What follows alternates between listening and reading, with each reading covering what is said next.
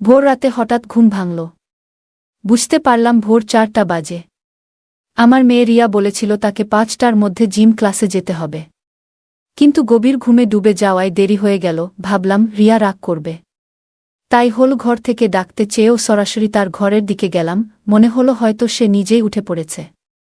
ঘরের কাছে পৌঁছানোর পর দেখলাম দরজাটা খানিকটা খোলা। কেন জানি না, হঠাৎ আমার মনে হলো একটু সাবধান হওয়া উচিত। দরজার সামনে পৌঁছানোর আগে একটু থেমে গেলাম। তারপর ধীরে ধীরে পা বাড়িয়ে দরজার কাছে পৌঁছালাম। বাইরে থেকেই দেখতে চেষ্টা করলাম। দরজার সামান্য ফাঁক দিয়ে ঘরের ভেতরে চোখ রাখতেই এমন একটি দৃশ্য দেখলাম যা আমাকে হতবাক করে দিল। আমার পুরো শরীরে ঠান্ডা হয়ে গেল, আর আমি দরজার পাশেই থমকে দাঁড়িয়ে গেলাম। আমার মেয়ে রিয়া বিছানায় ঘুমিয়েছিল। সে পাশ ফিরে শুয়েছিল, তবে তার শরীর অর্ধেক ঘুরে যাওয়ায় সে কিছুটা অন্যদিকে ছিল। তার পরনে ছিল একটি লাল রঙের টি শার্ট এবং কালো জিন্স। আমি দেখলাম ঘুমের মধ্যে তার টি শার্ট কিছুটা উপরে উঠে গেছে। সে বিছানার এক কোণে শুয়েছিল। তার থেকে সামান্য দূরে, প্রায় 1.5 ফুট দূরে, আমার ছোট ছেলে ঈশান দাঁড়িয়েছিল।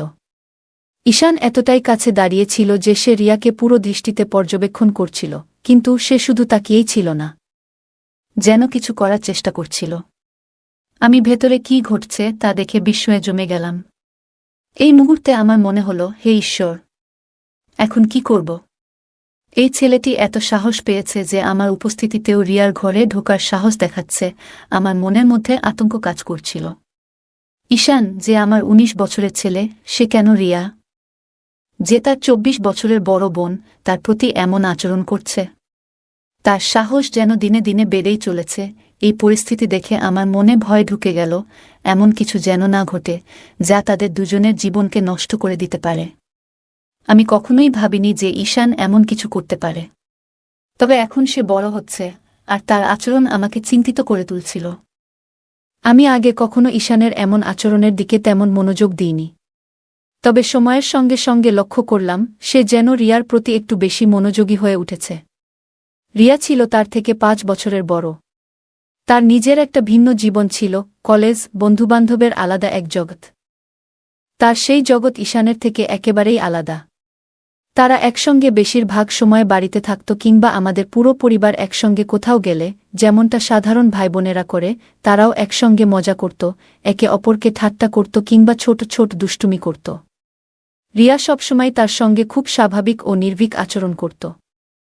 সম্ভবত রিয়ার এই নির্ভীক আচরণই ঈশানের মনে তার প্রতি এক অদ্ভুত আকর্ষণ তৈরি করেছিল। ধীরে ধীরে ঈশান রিয়ার আরও কাছাকাছি যাওয়ার চেষ্টা করতে শুরু করল। তবে রিয়া ছিল তার নিজের জগতে মগ্ন। তার এই ব্যস্ততার কারণে সে কখনো বুঝতেই পারেনি যে ঈশান তাকে একটু অন্যভাবে দেখছে। ঈশান প্রায় রিয়ার দিকে তাকিয়ে থাকত, বিশেষ করে যখন সে মনোযোগ দিয়ে কিছু করত বা নিচু হয়ে কোনো কাজ করত। ঈশানের দৃষ্টি এমন ছিল যেন সে সেই মুহূর্তগুলো গভীরভাবে উপভোগ করছে। মজার ছলে মাঝে মাঝে সে রিয়ার কাছে আসার চেষ্টা করত এবং আলাপের ছলে একটু বেশি ঘনিষ্ঠ হয়ে পড়ত। তবে কিছু সময়ে ঈশানের আচরণ সীমার বাইরে চলে যেত। সে এমন কিছু করত যা রিয়াকে অস্বস্তিতে ফেলে দিত। প্রথমে বিষয়টি রিয়ার নজরে আসেনি, কিন্তু ধীরে ধীরে তার আচরণে কিছু অস্বাভাবিকতা ধরা পড়ে। রিয়া বিষয়টি বুঝতে পারার পর এ নিয়ে ভাবতে শুরু করে এবং তার পরবর্তী পদক্ষেপ নিয়ে সিদ্ধান্ত নেয়। প্রত্যেকবার এমন কিছু ঘটলে আমি নিজেকে খুব অপরাধী মনে করতাম। আমার নিজের সন্তান, আমার ছেলেই আমার মেয়ের প্রতি এমন আচরণ করছে, এটা খুবই লজ্জাজনক ছিল। আমার পক্ষে এটা সহ্য করা কঠিন হয়ে পড়েছিল। তবে ঈশানকে পুরোপুরি দোষারোপ করার আগেও আমার মনে দয়া জন্মাত। এই আধুনিক যুগে যেখানে টিভি, সিনেমা, ইন্টারনেট এবং মোবাইল ফোনের অতিরিক্ত প্রভাব রয়েছে, সেখানে এই ধরনের আচরণ না হওয়াটা কিভাবে সম্ভব? আমাদের সন্তানদের মনে এগুলোর প্রভাব পড়বে, এটাই স্বাভাবিক। তবে যা সবচেয়ে কষ্টদায়ক ছিল তা হল আমি এই ঘটনা দেখেও কিছুই করতে পারছিলাম না। নিজের সন্তানদের জন্য আমার অসহায়ত্ব আমাকে ভেতরে ভেতরে ধ্বংস করে দিচ্ছিল। আমি কখনো কল্পনাও করিনি যে ঈশান এমন কিছু করতে পারে। আমার স্বামী রাজেশ দিনরাত পরিশ্রম করেন আমাদের সন্তানদের একটি সুন্দর এবং সুখী জীবন দেওয়ার জন্য। যদি তিনি কখনো জানতে পারেন যে এই আধুনিক সময়ের প্রভাব ঈশানের মনকে এমনভাবে দূষিত করেছে, তাহলে তিনি নিশ্চয়ই প্রচণ্ড কষ্ট পাবেন। তবে তার কাছে এই বিষয় বলা আমার পক্ষে সম্ভব ছিল না। যদি তিনি এই ঘটনা জানতে পারেন তাহলে তিনি ঈশানের মনস্তত্ত্ব বোঝার চেষ্টা না করে হয়তো রাগের বসে শাস্তি দেবেন বা তাকে বাড়ি থেকে বের করে দেবেন। এমনটি আমি কখনোই চাইনি। আমি ভেবেছিলাম রিয়াকে সামান্য ইঙ্গিত দিয়ে বিষয়টি জানানো উচিত, যাতে সে সতর্ক থাকতে পারে এবং ঈশানের সঙ্গে একটু সাবধানতার সঙ্গে আচরণ করতে পারে। তবে এর আরেকটি বিপদও ছিল। রিয়ার মনে যদি ঈশানের প্রতি ঘৃণা জন্মায় তাহলে তাদের সম্পর্ক চিরতরে নষ্ট হয়ে যাবে। এমনকি যদি রিয়ার আগের মাথায় ঈশানকে কিছু বলে ফেলে তাহলে ঈশানও রেগে গিয়ে কোনো ভুল সিদ্ধান্ত নিতে পারে, যা তাদের ভবিষ্যতের জন্য ভয়াবহ হতে পারে। আমি কোনোভাবেই তাদের ভাই বোনের পবিত্র সম্পর্কের মধ্যে ফাটল ধরাতে চাইনি। তাই রিয়াকে কিছু বলার পরিবর্তে আমি নিজের মতো করে পরিস্থিতি সামলানোর সিদ্ধান্ত নিলাম। আমি ঠিক করলাম ঈশানকে ঠিক পথে আনার জন্য সময়মতো তাকে বোঝানোর চেষ্টা করব। এখন থেকে যখনই আমি লক্ষ্য করতাম যে ঈশান চুপি চুপি রিয়ার দিকে তাকিয়ে আছে, আমি কোনো না কোনো অজুহাতে তাকে সেই জায়গা থেকে সরিয়ে দিতাম। এতে করে তার আচরণ অনেকটাই নিয়ন্ত্রণে আসত।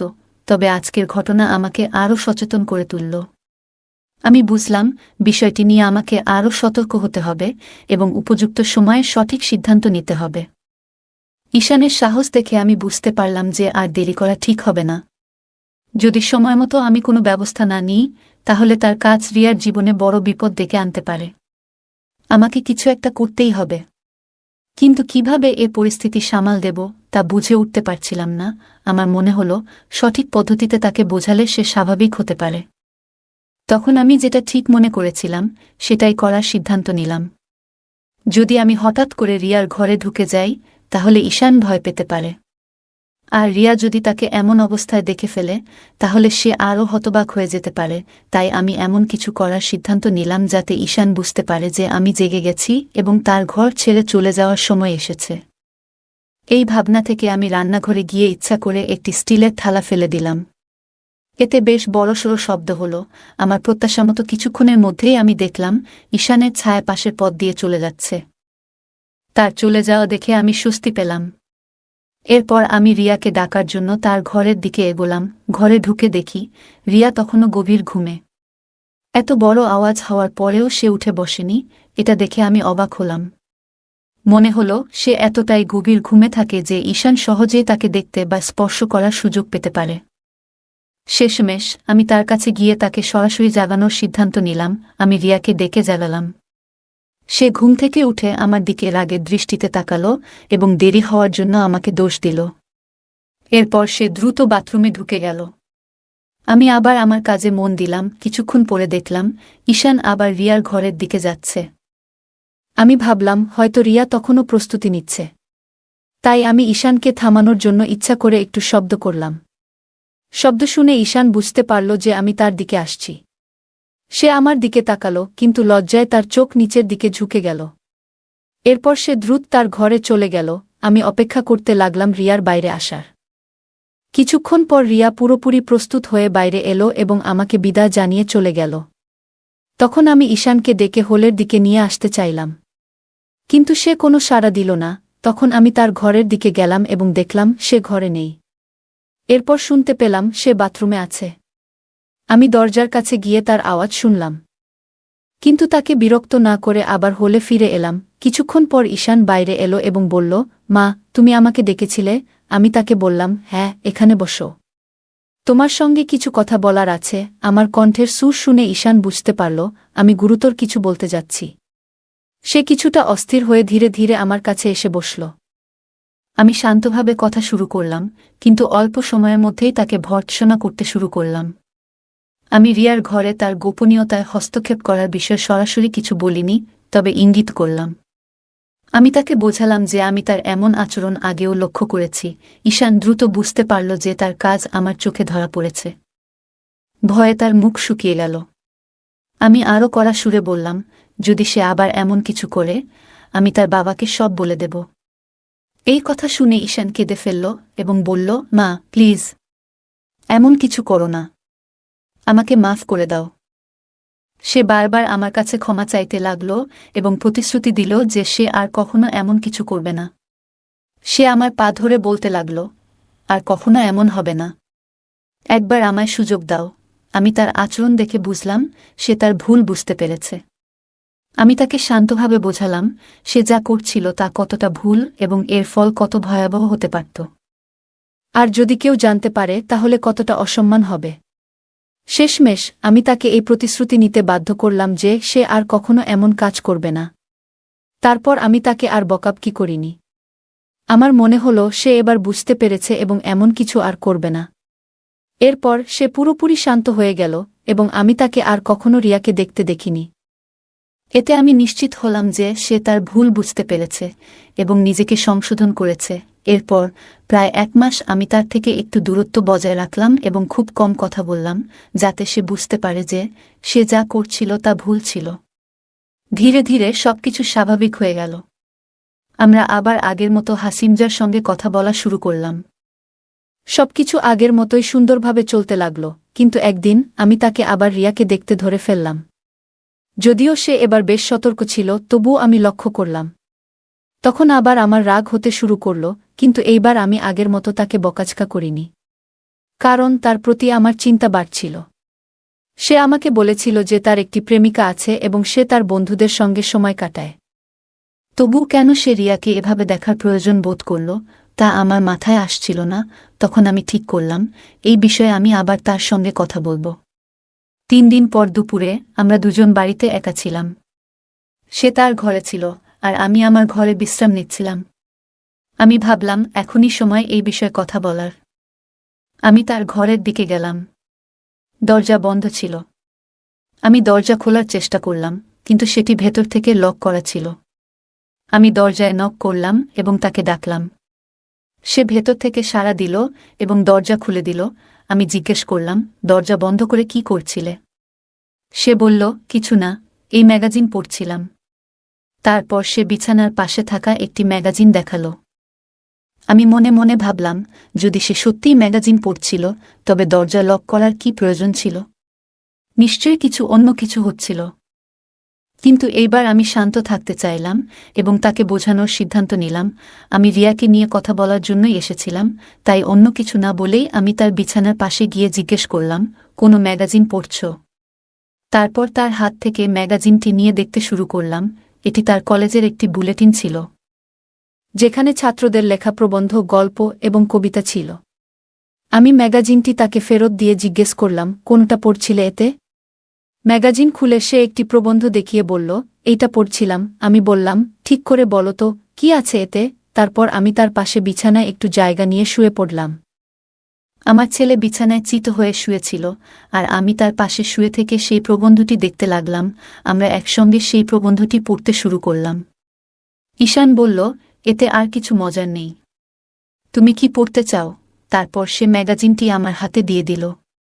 আমি বিছানার কিনারায় শুয়ে বললাম, মনে হচ্ছে পড়তে পড়তে পড়ে যাব। এই কথা বলতেই ঈশান তাড়াতাড়ি আমাকে ধরে ফেলার জন্য হাত বাড়াল, কিন্তু অসাবধানতাবশত তার হাত আমার বুকের উপর পড়ে গেল। এরপর সে অন্য হাতে আমার কবজি ধরে আমাকে উপরে টেনে তুলল। তার এই আচরণে আমার মধ্যে এক অদ্ভুত শিহরণ জেগে উঠল। ঈশানও খুব বিব্রত দেখাচ্ছিল। সে মুখে বলল, মা, আমি হেসে বললাম, আরে কোনো ব্যাপার না, বরং তোমাকে ধন্যবাদ বলা উচিত। তুমি যদি আমাকে না ধরতে তাহলে আমি পড়ে যেতাম। আমার কথায় ঈশানও হেসে উঠল আর পরিবেশ হালকা হয়ে গেল। আমি তাকে বললাম, এবার এটা আমাকে পড়ে শোনাও। ছোট অক্ষর আমার ভালো দেখা যায় না। ঈশান ম্যাগাজিন নিয়ে পড়া শুরু করল। তাকে আরামদায়ক করতে আমি তার মাথা নিচে আমার হাত রাখলাম এবং সে পড়তে লাগল। সে আমাকে আরও কাছে টেনে নিয়ে প্রবন্ধটি পড়ে শোনাল। তারপর বলল, এখন বাকিটা তুমি পড়ো। আমি ম্যাগাজিনটি হাতে নিয়ে পরের পৃষ্ঠা উল্টাতে শুরু করলাম। ঈশান আমার কাছেই শুয়েছিল। একটি পৃষ্ঠায় থেমে আমি মন দিয়ে পড়তে শুরু করলাম। কিছুক্ষণ পরে আমি একটু অস্বাভাবিকতা অনুভব করলাম। দেখি ঈশানের একটি পা আমার পায়ের উপর রয়েছে এবং সে একটু নড়াচড়া করছে। প্রথমে বুঝতে পারিনি, কিন্তু যখন ভালো করে খেয়াল করলাম তখন ব্যাপারটা পরিষ্কার হল। আমি ভাবলাম, সে তো ম্যাগাজিন পড়ছিল, তবু এমন কেন হল? নিচে তাকিয়ে দেখলাম তার হাত আমার কোমরের কাছে ছিল। তখন মনে পড়ল, যখন সে আমাকে পড়ে যাওয়া থেকে ধরেছিল তখন তার আঙুল আমার কোমরের কাছে আটকে গিয়েছিল। এটা মনে করে আমি কিছুটা অস্বস্তি বোধ করলাম। আমি আস্তে করে ঈশানের মুখের দিকে তাকালাম। তার চেহারা সম্পূর্ণ শান্ত। আমি ভাবছিলাম, সে কি ভাবছে? নিজেকে শান্ত রাখলাম এবং আবার ম্যাগাজিন পড়তে শুরু করলাম। মনে মনে প্রার্থনা করছিলাম যেন ঈশান এই পরিস্থিতি নিয়ে কিছু না বোঝে। কি করব ভেবে পাচ্ছিলাম না। প্রথমে মনে হলো সাথে সাথে উঠে গিয়ে তাকে দূরে সরিয়ে দিই, কিন্তু কেন যেন মনে হলো আমি তেমন শক্তি সঞ্চয় করতে পারছি না, যেন কোনো অদৃশ্য শক্তি আমাকে সেখানেই আটকে রেখেছে। আমি চুপচাপ শুয়ে রইলাম, বাইরে থেকে ম্যাগাজিন পড়ার ভান করছিলাম। সময় যেন থমকে গিয়েছিল। কয়েক মিনিট কেটেছে, কিন্তু মনে হচ্ছিল যেন কয়েক ঘন্টা পার হয়েছে। অবশেষে আমি সিদ্ধান্ত নিলাম যে আমাকে কিছু করতে হবে। আমি বললাম, ঈশান, মনে হচ্ছে আমার শরীরে টান ধরেছে। তারপর আস্তে আস্তে নিজেকে সরিয়ে নিলাম এবং তার থেকে একটু দূরে সরে গেলাম। পাশের বালিশ সরিয়ে আমি বসে পড়লাম। ঈশান একটু বিস্মিত হয়ে আমার দিকে তাকালো, কিন্তু কিছু বলল না। আমি তখন পরিস্থিতি হালকা করার জন্য তাকে অন্য কোনো বিষয়ে কথা বলতে লাগালাম। আমি ঈশানের দিকে একবার তাকালাম এবং দেখলাম সে কিছুটা অস্বস্তি অনুভব করছে। পরিবেশ সহজ করার জন্য বললাম, ঈশান, আমার গলা শুকিয়ে গেছে। তুমি কি আমার জন্য এক গ্লাস জল এনে দেবে? ঈশান বিছানা থেকে উঠে জল আনতে চলে গেল। সে রুম থেকে বেরোতেই আমি কিছুটা স্বস্তি অনুভব করলাম এবং মনে হলো তাকেও নিজের আবেগ সামলানোর সুযোগ দেওয়া হলো। যখন সে জল নিয়ে ফিরে এলো, আমি তার দিকে তাকালাম এবং দেখলাম সে এখন অনেকটা স্বাভাবিক হয়েছে। আমি তার কাছ থেকে জল নিয়ে এক নিঃশ্বাসে পান করলাম। এতে আমি কিছুটা আরাম পেলাম। ঈশান গ্লাসটি নিয়ে একপাশে রেখে আবার বিছানায় এসে আমার পাশে বসল। আমরা হালকা ফুলকা বিষয় নিয়ে কথা বলতে শুরু করলাম। এরপর আমি রিয়াকে নিয়ে তার সঙ্গে কথা বললাম। আমি জানতে চাইলাম কেন সে আবার রিয়াকে দেখছে। ঈশান প্রথমে অস্বীকার করল, কিন্তু আমি তাকে উদাহরণ দিয়ে বোঝালাম কিভাবে আমি তাকে রিয়াকে দেখে ফেলেছিলাম।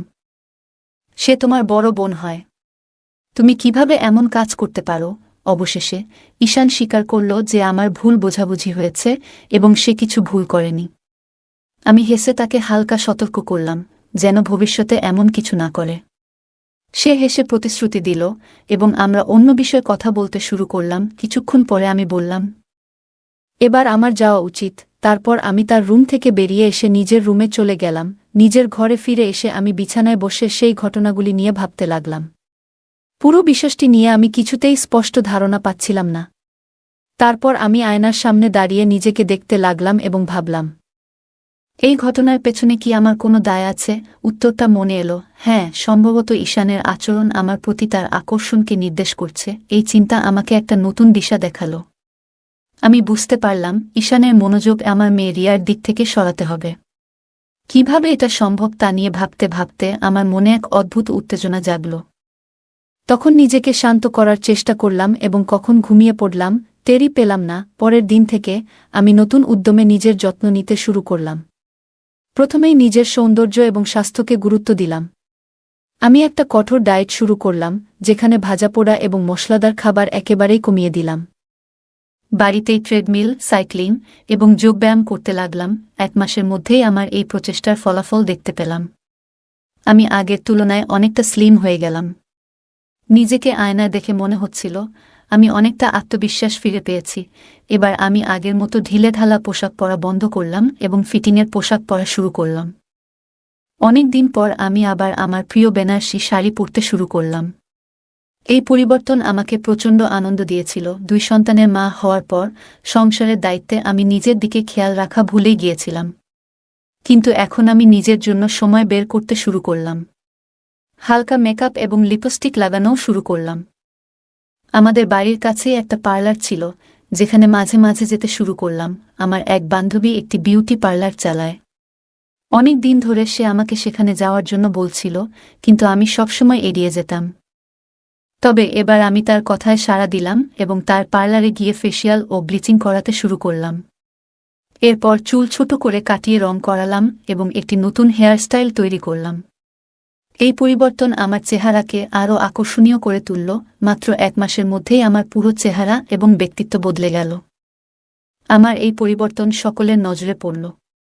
সবাই আমাকে বলল যে আমি আগের চেয়ে অনেক সুন্দর এবং আধুনিক দেখাচ্ছি। আমার এই নতুন রূপ বিশেষ করে আশেপাশের পুরুষদের এবং যুবকদের দৃষ্টি আকর্ষণ করতে শুরু করল। যখনই আমি বাইরে যেতাম, লোকেরা আমাকে দেখে প্রশংসা করত, আর এতে আমার ভীষণ আনন্দ হতো।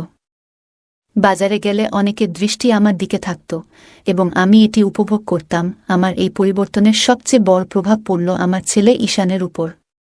প্রথমে সে বলতো, মা, তুমি এখন কত আলাদা দেখাচ্ছ, কিন্তু তারপর আমি লক্ষ্য করলাম সে আমাকে সেই একই দৃষ্টিতে দেখতে শুরু করেছে যেভাবে সে রিয়াকে দেখত।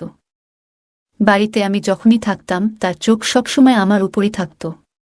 আমি বুঝতে পারলাম রিয়ার প্রতি তার মনোযোগ সরানোর জন্য আমাকে কিছু করতে হবে। আমি ধীরে ধীরে তার সাথে বেশি সময় কাটাতে শুরু করলাম এবং তার কাজে সাহায্য করতাম। তার দৃষ্টি আকর্ষণ করতে আমি আরও যত্ন নিতে শুরু করলাম। প্রথমে আমার নিজেরই কিছুটা অস্বস্তি লাগছিল, কিন্তু পরে মনে হলো এই সমস্যার সমাধান করতে আমাকে সাহসী হতে হবে। আমি ঈশানের মন থেকে রিয়াকে সরিয়ে নিজের জন্য জায়গা করার সিদ্ধান্ত নিলাম। এই পরিবর্তন আমার নিজের মধ্যেও আত্মবিশ্বাস বাড়িয়ে তুলল। যখনই বুঝতাম ঈশান আমাকে দেখছে তখন নিজেও মজা পেতাম। এমনকি আমি যখন কিছু করতাম তখন ঘরের দরজা খানিকটা খোলা রাখতাম যাতে সে আমাকে দেখতে পায়। সকালে যদি ঈশান বাড়িতে থাকত তখন সে সাধারণত দরজার কাছাকাছি থাকত। আমি যখন স্নান সেরে বের হতাম তখন আমি ইচ্ছে করেই একটু বেশি সময় নিতাম যাতে সে আমাকে দেখতে পায়। যখন আমরা একসাথে টিভি দেখতাম বা গল্প করতাম তখন আমি তাকে কাছে ডেকে নিতাম এবং তার সঙ্গে মজা করতাম। আমি তার কলেজের সহপাঠীদের এবং সিনেমার নায়িকাদের সম্পর্কে গল্প করার জন্য কথার প্রসঙ্গ তুলতাম। ধীরে ধীরে সে আমার সঙ্গে আরও খোলামেলা হতে শুরু করল এবং আমিও তার সঙ্গে কথা বলতে ভালো লাগতে শুরু করল। ঈশান এখন আমাকে সেই দৃষ্টিতে দেখতে শুরু করল যেভাবে সে অন্যদের দেখত। যখন সে তার ঘরে থাকত তখন আমি মাঝে মাঝে দরজার বাইরে দাঁড়িয়ে তার ভেতরের কথা শুনতাম। একদিন দুপুরে আমি বাইরে থেকে ফিরে এলে দরজা খুলল ঈশান। রিয়া তখন ডান্স ক্লাসে গিয়েছিল এবং বাড়িতে শুধু আমরা দুজন ছিলাম। আমি বাইরে থেকে ক্লান্ত হয়ে এসে সোফায় গিয়ে শুয়ে পড়লাম। যদিও আমার চোখ বন্ধ ছিল, আমি তাকে পাশের সোফায় বসে টিভি দেখতে দেখছিলাম। আমি যখন স্নানের প্রস্তুতি নিতে উঠে দাঁড়ালাম তখন সে শান্তভাবে আমার দিকে তাকিয়ে রইল। আমি ধীরে ধীরে তাকে দেখলাম এবং তারপর নিজের দিকে মনোযোগ দিলাম। এভাবে আমাদের প্রতিদিনের ছোট মুহূর্তগুলো ধীরে ধীরে আরও গভীর হয়ে উঠল। আজ আমি বিশেষভাবে কিছু পরিকল্পনা করেছিলাম। নিজের ঘরে গিয়ে দরজাটা হালকা খুলে রাখলাম যেন বাইরে থেকে কেউ ইচ্ছে করলে দেখতে পারে। আমি খুব ক্লান্ত ছিলাম, তাই শাওয়ার নেওয়ার সিদ্ধান্ত নিলাম। ধীরে ধীরে আমি প্রস্তুতি নিচ্ছিলাম এবং শাওয়ার সেরে নিজেকে সতেজ অনুভব করলাম। শাওয়ার শেষে যখন বের হলাম তখন বুঝতে পারলাম কেউ না কেউ নিশ্চয়ই আশেপাশে রয়েছে। নিজের ঘরে ফিরে এসে আমি আয়নার সামনে দাঁড়ালাম। আমার পরিবর্তন নিজেই লক্ষ্য করলাম এবং ভাবলাম এই পরিবর্তন শুধু নিজের জন্য নয়, অন্যদের জন্য অনুপ্রেরণাদায়ক হতে পারে। কিছুক্ষণ পর ঈশান এসে বলল, মা, তুমি অনেক সুন্দর লাগছ। আমি তার কথা শুনে হেসে বললাম, তুমি কি কখনো ভেবেছিলে আমি এমন পরিবর্তন আনতে পারব? ঈশান মাথা নাড়ল এবং বলল, না মা, কিন্তু তুমি সত্যিই অসাধারণ লাগছ। তার কথা শুনে আমার মন ভরে উঠল। আমি তাকে কাছে ডেকে বললাম, জীবনে পরিবর্তন আনা খুব গুরুত্বপূর্ণ। আর এই পরিবর্তন শুধু নিজের জন্য নয়, অন্যদের জন্যও হতে পারে। আমি চেয়েছি তুমি নিজেকে ভালোবাসতে শেখো এবং নিজের যত্ন নেওয়া কতটা প্রয়োজন তা বুঝতে পারো। এরপর আমাদের সম্পর্ক আরও গভীর হল। আমরা একে অপরের সঙ্গে খোলামেলা কথা বলতে শুরু করলাম এবং জীবনের ছোট ছোট মুহূর্তগুলো উপভোগ করতে শিখলাম।